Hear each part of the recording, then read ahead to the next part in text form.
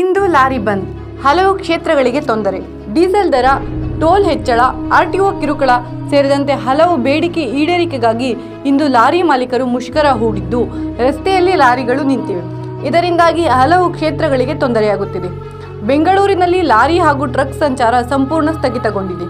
ದಿನಸಿ, ತರಕಾರಿ, ಎಲೆಕ್ಟ್ರಾನಿಕ್ ವಸ್ತುಗಳನ್ನು ಸಾಗಾಟ ಮಾಡುವ ಲಾರಿಗಳು ಸಂಚಾರ ಸ್ಥಗಿತಗೊಳಿಸಿವೆ. ಹೆದ್ದಾರಿ ಹಾಗೂ ನಿಲ್ದಾಣಗಳಲ್ಲಿ ಲಾರಿ ನಿಲ್ಲಿಸಿ ಚಾಲಕರು ಕೂಡ ಮುಷ್ಕರದಲ್ಲಿ ಕಾಣಿಸಿಕೊಂಡಿದ್ದಾರೆ. ಲಾರಿ ಮಾಲೀಕರ ಬೇಡಿಕೆಗಳೇನು? ಡೀಸೆಲ್ ಮೇಲಿನ ತೆರಿಗೆ ಹೆಚ್ಚಳ ಆದೇಶ ಹಿಂಪಡೆಯಬೇಕು. ಹೆದ್ದಾರಿ ಟೋಲ್ಗಳಲ್ಲಿನ ಹಣ ವಸೂಲಿ ತಡೆಯಬೇಕು.